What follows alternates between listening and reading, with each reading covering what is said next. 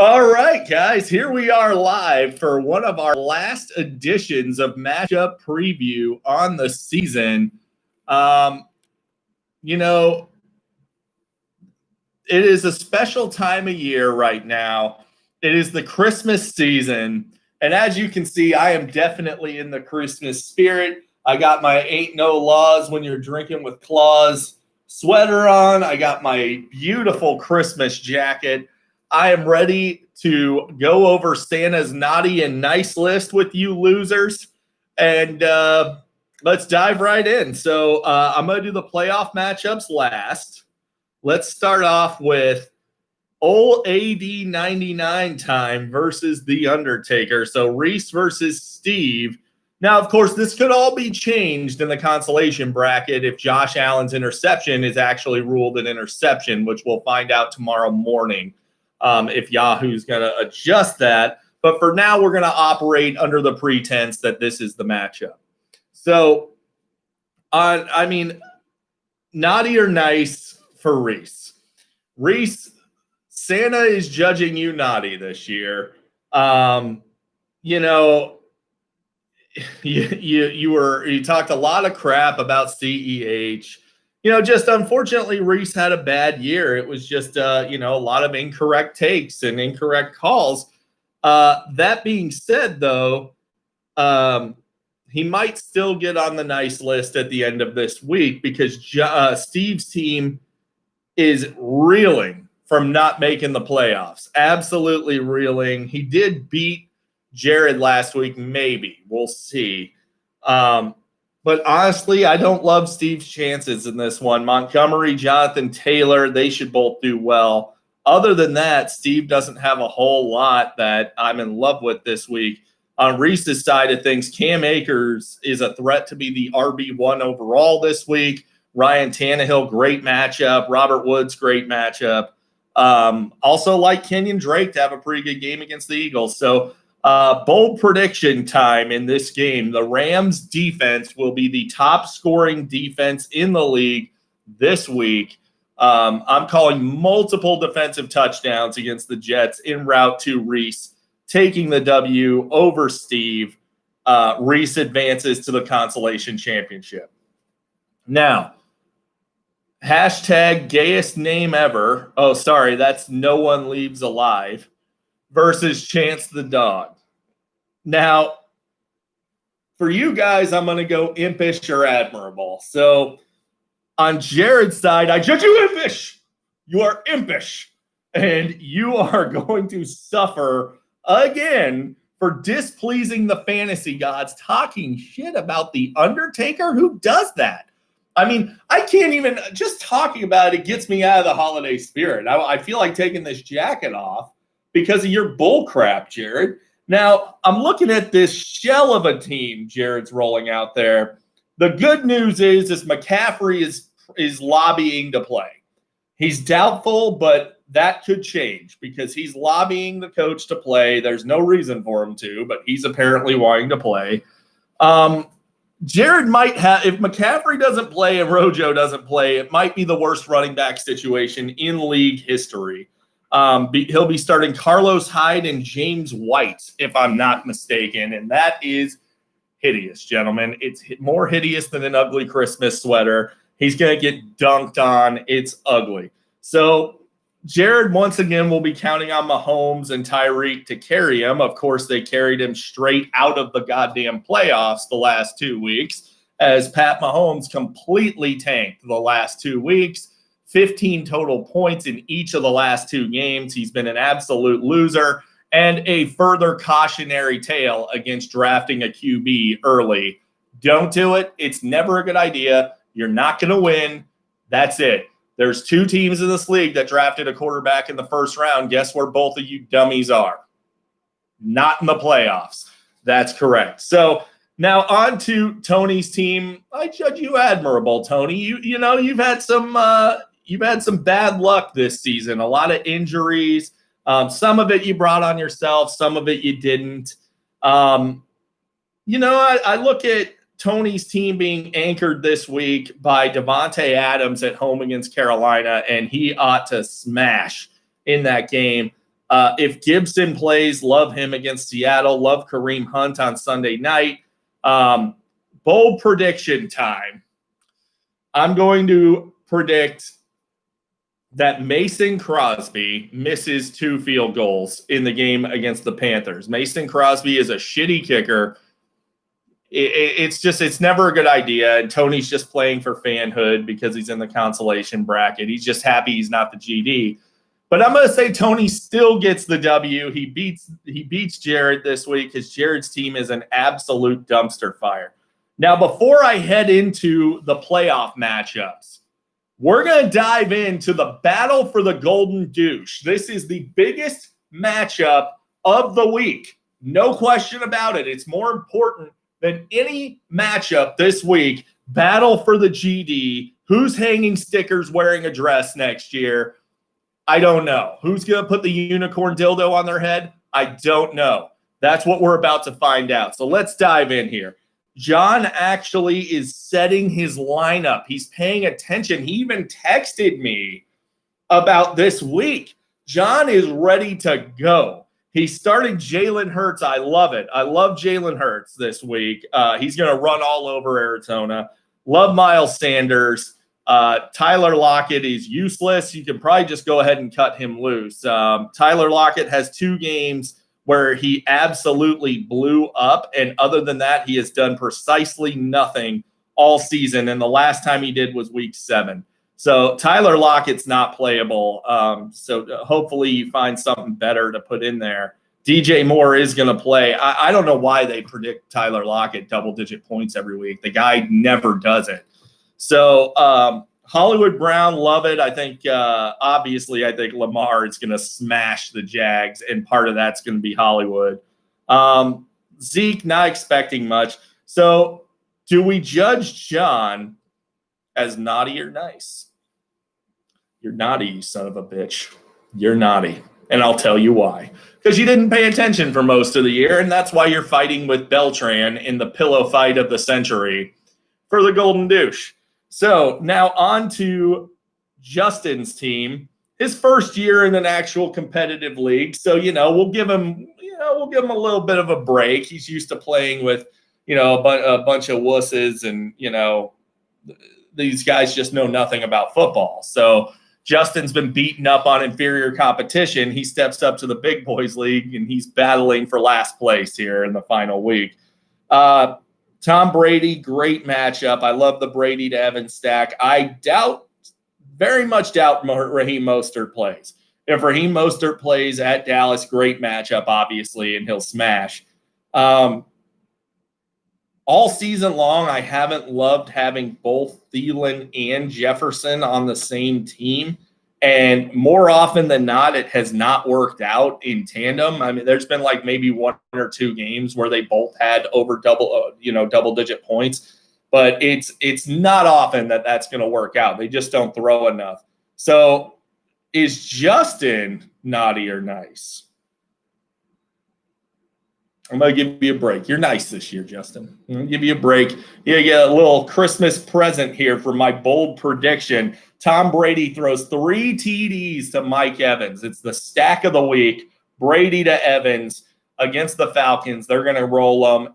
That's my bold prediction. Justin getting the win. John hanging stickers with a unicorn dildo on his head next year. Now,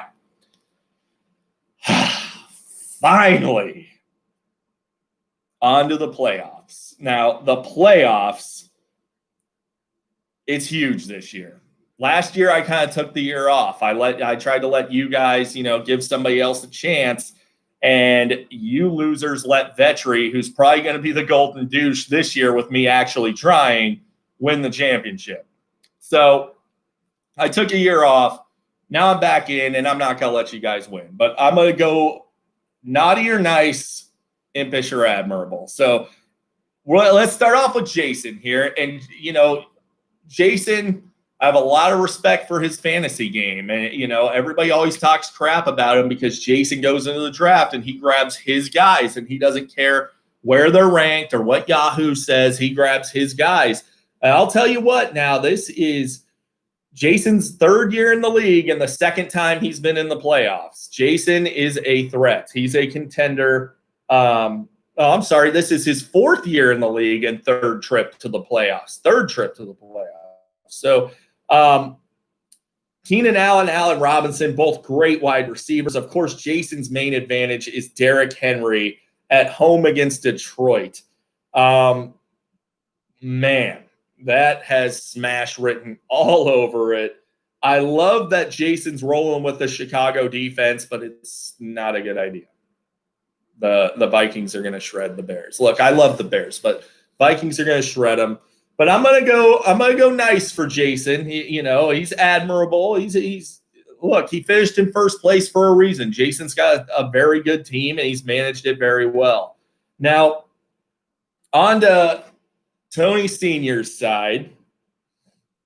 And we're talking about a guy that lost Saquon Barkley a couple plays into the season and has clawed his way back from, I don't know, he had like 5 or 6 straight losses at one point and has clawed his way into the 4th spot in the playoffs. I don't think anybody else has managed their team as well as Tony Sr. this year. So I have to give him props. And with that, I have to judge him admirable. Tony Sr., hell of a year, man. That was you did a great job clawing back. Cheers. Don't worry, guys. It's just coffee. Don't get your panties in a bunch. Now, on to the game now. One of the main reasons Senior is here, I would be remiss if I didn't mention that Steve cut the number 1 goddamn player in fantasy, Aaron Rodgers, who has been the number 1 player in fantasy and has absolutely carried Tony Sr.'s team to a potential championship berth. I mean, let's call it what it is. Aaron Rodgers has 2 easy matchups coming up at home against Carolina and then next week at home against Tennessee. Aaron Rodgers could absolutely smash this playoff. You're talking, another one of the staples of Senior's team is another guy that Steve cut, Robbie Anderson. And this is why you're super impish and naughty, Steve, you freaking moron. Unbelievable. So Senior, now, of course, I'm glad Steve did do this because otherwise he might have ran away with the league if he held on to Robbie Anderson and Aaron Rodgers. He didn't. So he's screwed. Now, and Senior is reaping the benefits. I love Senior's matchups this week. Gus Edwards, look out at home against the Jags. He seems to be the preferred back at the goal line for the Ravens for whatever reason. I don't know. But Gus Edwards seems to be the preferred guy at the goal line. He only had 7 carries. 2 of them went inside the 5 for touchdowns. Terry McLaurin, great matchup. And with Alex Smith playing, A.J. Brown, great matchup. And I expect A.J. Brown to shatter the Detroit Lions defense. Of course, Travis Kelce is the biggest advantage in fantasy, bar none.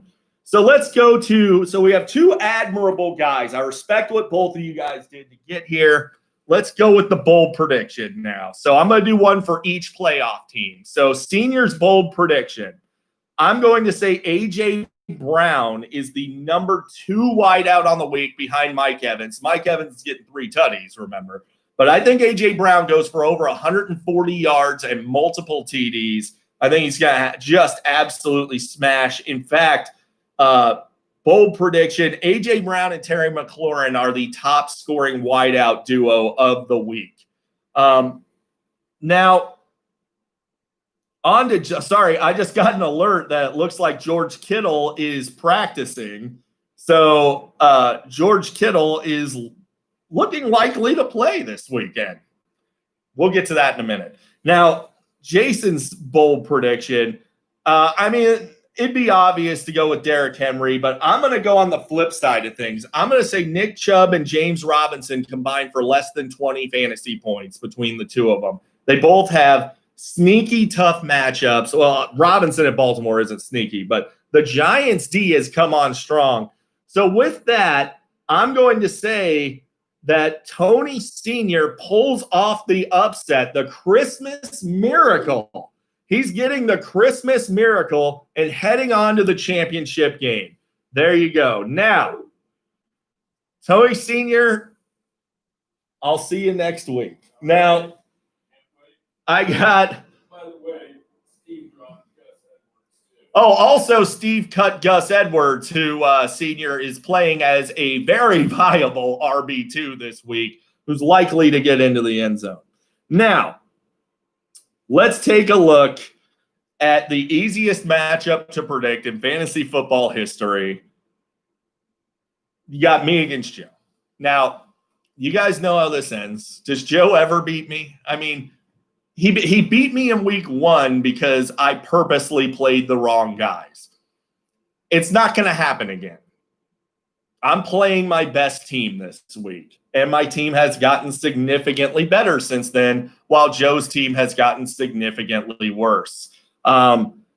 Joe has a potential nightmare on his hands if Christian McCaffrey is suiting up for this game against Green Bay. I'm not real sure what he would pivot to. I guess he'd probably have to play T.Y. Hilton in a matchup that they're not going to throw the ball at all. Not real sure. I know Robert Tonyan has caught a touchdown in 4 straight games, but has yet to score over 12.7 points in that time. So basically, it's a touchdown or bust option. That streak's going to come to an end at some point, and it's likely to happen this week. So maybe 3 or 4 points from Robert Tonyan. The things that scare me on Joe's team: Aaron Jones at home against Carolina. But it doesn't scare me that much because it seems like they're hell-bent on getting Aaron Rodgers an MVP. So Aaron Rodgers has been stealing a lot of those touchdowns inside the 5 on 1st and 2nd and goal. So I'm expecting that to continue this week again because Aaron Rodgers isn't talented enough to actually put up those numbers. He has to stat pad like an asshole. So he's stat padding, so I expect that to continue to hurt Aaron Jones as it has all season long. But I am worried about Brandon Ayuk at Dallas. Not as worried as I would be if Kittle wasn't practicing. If Kittle winds up playing, I'm not worried about Ayuk at all. He becomes almost unplayable if Kittle is suiting up. But I still find it unlikely Kittle suits up. Kyler Murray does not frighten me in the slightest. He has been playing like crap, and when he does throw, he throws to Nuke Hopkins, who I have. Speaking of Hopkins, not real sure what the thought process is behind Dustin Hopkins. I mean, I guess he's been scoring okay since Alex Smith. Not a huge ceiling because Washington doesn't score that much. Now, on my side of things, I have potentially the best Week 15 setup in fantasy history. I got Lamar Jackson and Mark Andrews stacked at home against Jacksonville, and I should just end the video right there. That should be it, but it's not going to be it. I'm going to talk about Alvin Kamara at home against KC, Michael Thomas at home against KC. Nuke is going to crush it. I'm scared to death for my Chicago Bears with Dalvin Cook rolling the way he is, snapping the Bucs streak. They had not allowed a running back to rush for even 70 yards in almost 2 years, and Dalvin Cook smacked them in the mouth for about 120-plus total yards. There's not much to be said here. Bold prediction for Joe's team. Joe's going to put up a fight. He's going to score some points this week, and I'm going to say that it is behind Aaron Jones having a big day. I think Aaron Jones goes for 20-plus fantasy points because the Packers are going to jump out to a lead on Carolina and just pound the ball. Now, on my side of things, bold prediction, the number 1 fantasy play of the week at any position, bar none, will be Lamar motherfucking Jackson. Lamar Jackson is going for 35-plus at home against the Jags. And he's going to show why Steve took him 2nd overall. He shouldn't have because he didn't make the playoffs. But he did take him 2nd overall for a reason. And Lamar is going to show you why. Now, is Joe impish or admirable, naughty or nice? I judge you impish. You son of a bitch. I'm playing you this week, and you're going down. You're in the chat talking crap to Santa Claus, man. I'm the Santa Claus of this league, and I'm coming down your chimney to stomp some coal down your throat. That's how this is going to go. I'm winning I'm winning the championship. I'm definitely winning this week against Joe. That's how I'm calling it, guys. That's it. Tony Sr., I'll see you next week when I do our championship preview. Merry Christmas, everybody.